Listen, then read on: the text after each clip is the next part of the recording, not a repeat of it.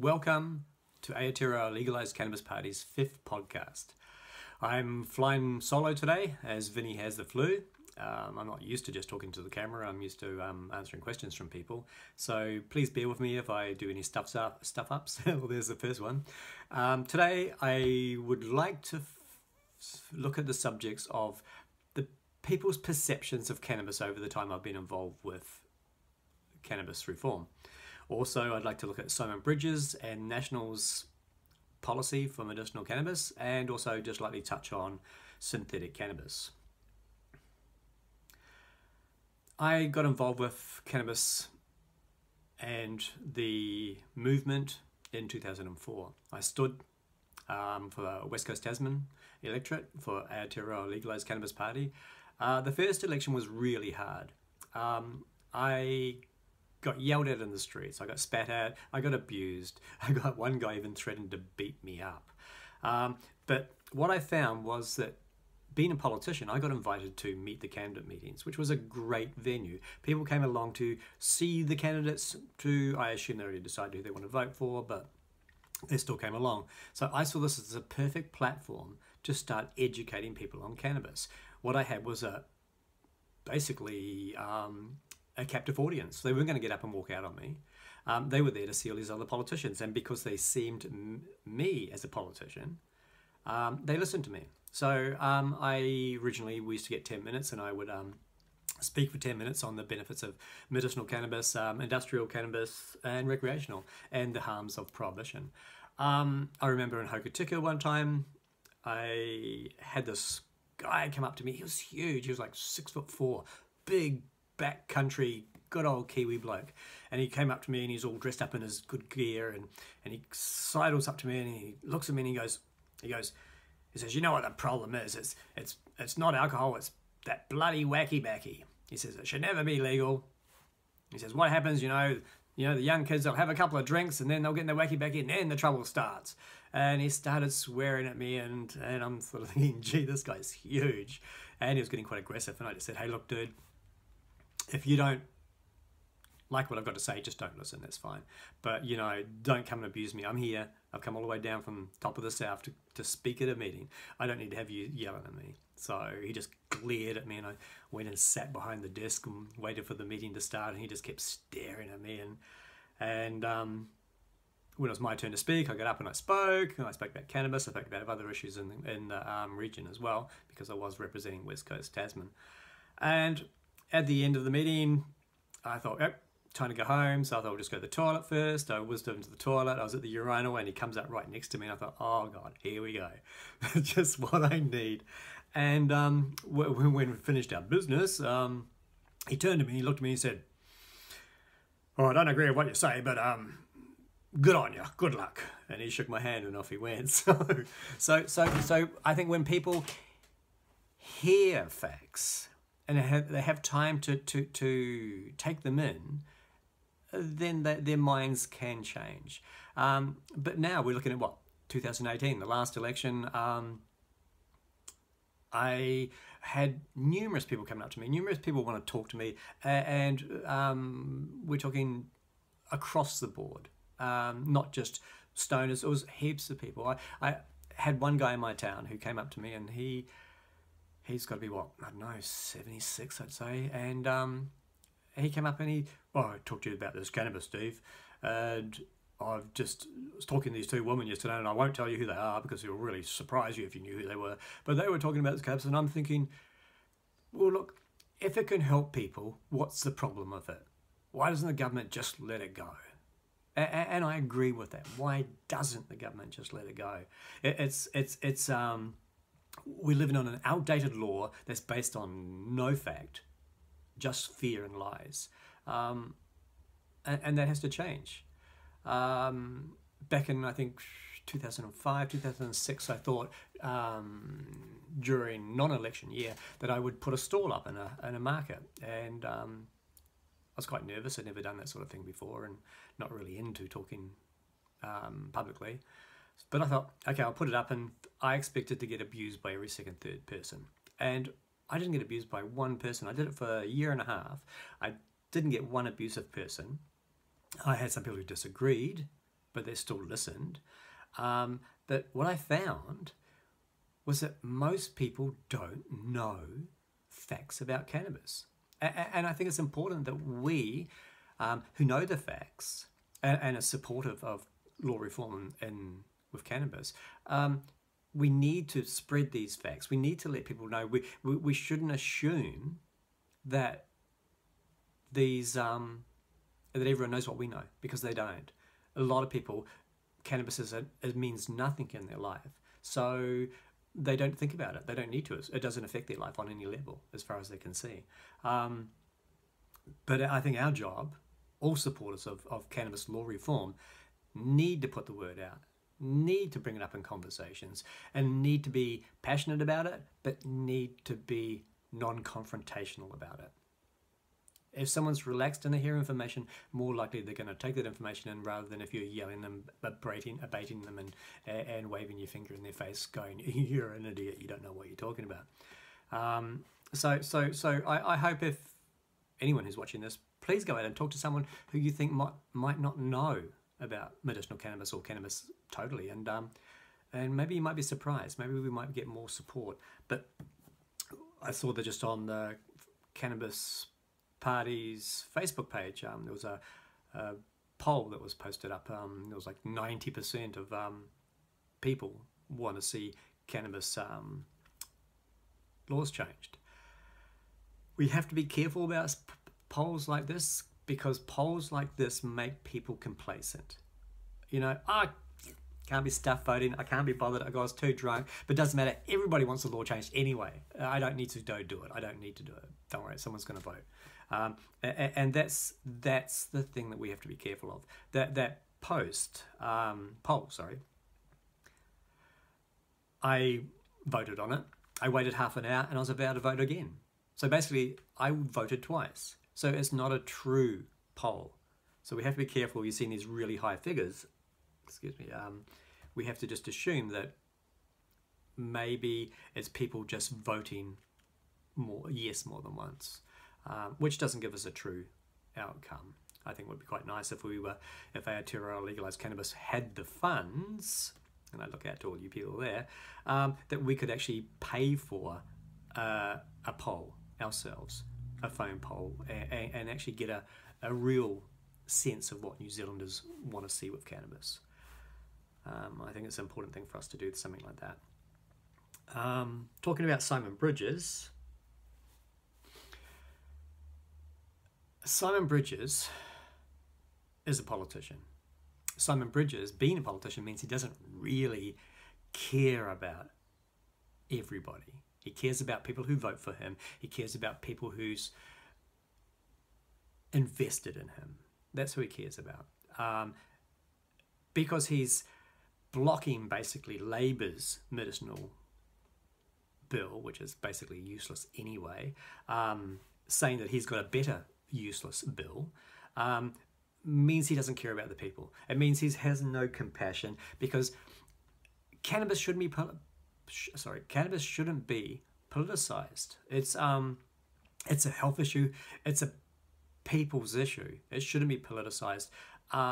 If you have compassion, if all parties have compassion, they should all come together and make this law change as fast as possible. And they can do that. But no, they're more interested in, look at me, I'm doing this because yours is not good enough, and it's just stupid. There's no sense or reasoning behind it except politicking. And the sad thing is, we here in Aotearoa Legalised Cannabis Party, we have to play within this political game. And we're not politicians. We're concerned citizens. We do what we do because we can see a huge wrong, and we can see the effects it has on our society, and we can envision how our society could be if cannabis was free and legal. When I say free, I don't mean free to get unless you grow it yourself. But you know what I mean. So I say, Simon Bridges, you've been a simple Simon. Use your brain, work with Labour, work with the Greens, work with New Zealand First, work with all the parties, and push forward a regulatory scheme that's going to benefit this country. I mean, we have companies that are talking about making a $160 million industry out of selling medicinal products to overseas. The interest is not about allowing New Zealanders to benefit from this. If that was the case, all people would be talking about was be allowed people to use raw cannabis plants, because you can get the same effect from using this raw plant. You don't need to spend thousands and thousands or tens and 20 thousands of dollars making a product, when just taking the plant itself, you can get that effect. It's just ridiculous. It's just greedy people making money and not caring about the people. The other thing I just had to likely touch on, there was an article Friday morning about synthetic deaths, synthetic cannabis deaths. I don't like using the word synthetic cannabis. Basically what it is, or was, or could be, is synthetic THC, but most likely and more than likely it's not. It's just a chemical concoction in a liquid form that's sprayed on plant matter, which is then smoked. There's no safety in it. People are dying, and the government's doing nothing about it. So I say to Jacinda Ardern, Winston Peters, and the Green Party co-leaders, get off your ass, change the law, because people are dying because you are not acting. This is not the way for New Zealand to move forward. We shouldn't be sitting here at the bottom of the world waiting for the pharmaceutical industry to accept a model so we can move forward with it.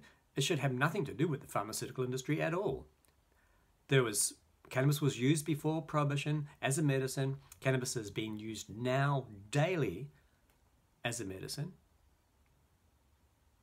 All we're getting offered from Labor that's going to come through is basically, if you're terminally ill, you can use cannabis. But the thing is, for every one terminal ill patient in New Zealand who will be allowed to use cannabis, there's probably 10,000 New Zealanders for every one terminal ill patient that could benefit from cannabis.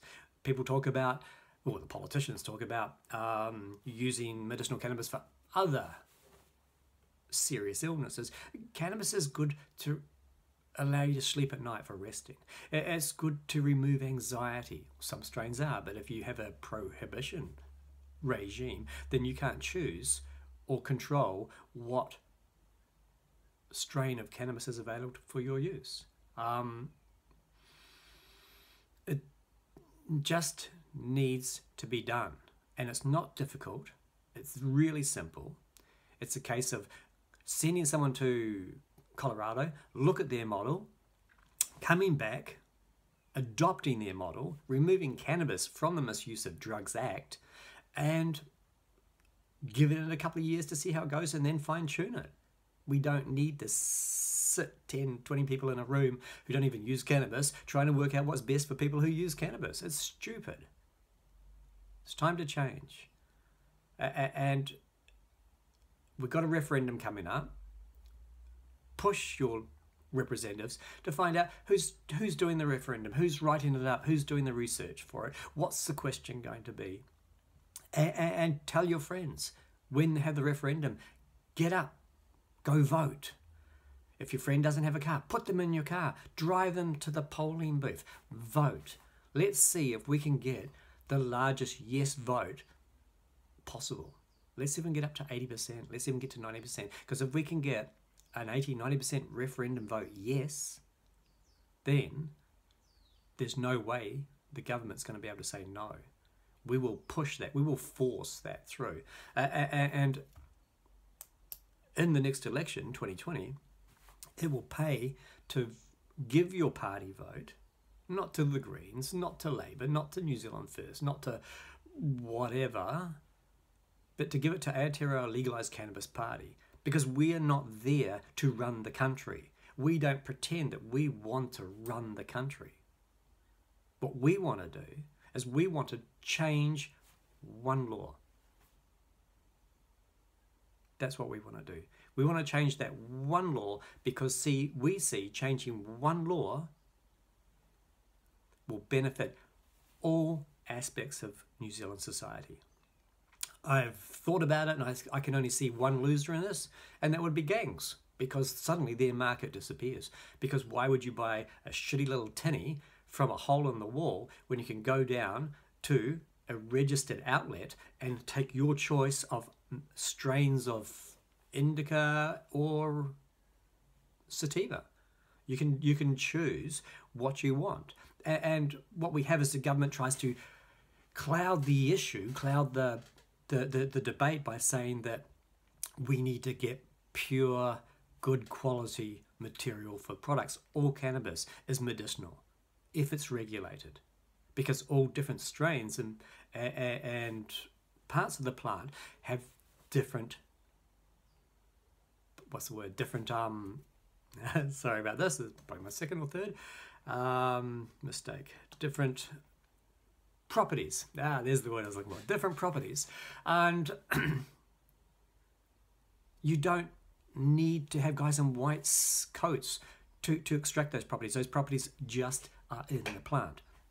And the thing being, it's a holistic medicinal plant, which means with over 60 compounds in that plant that have medicinal benefits, sometimes it's best to take the whole plant rather than just taking a small aspect of that plant for what you need.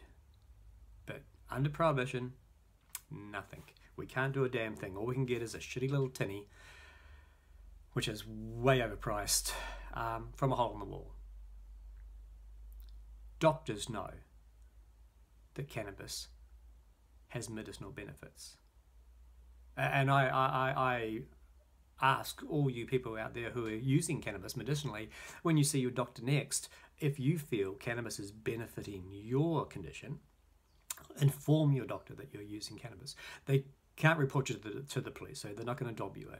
But the good thing is that if more doctors are learning that cannabis is benefiting their patients, then it's more likely they will back that publicly. And they'll know it's benefiting because they would have given you medication. If you're cutting your medication down and you don't look like you're getting worse, well, then obviously it must be cannabis. So I could just ramble on, and I've sort of lost direction a wee bit. Basically, I'd just like to say, spread the word, vote when it's time to vote, and we will see cannabis legalized. This is the goal. This is why everybody in Aotearoa legalized cannabis parties stand.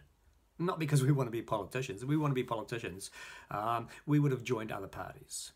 We are here because we believe that the law on cannabis needs to be changed. We believe prohibition harms innocent people.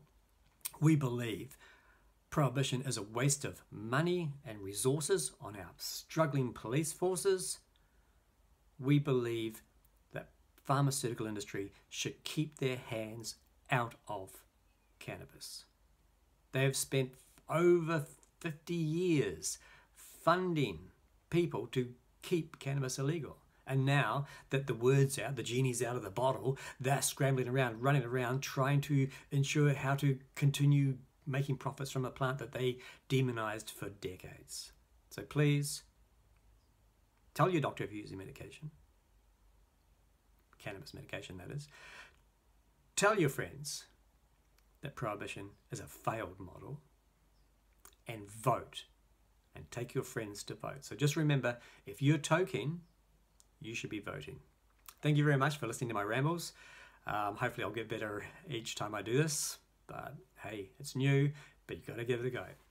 Kia ora.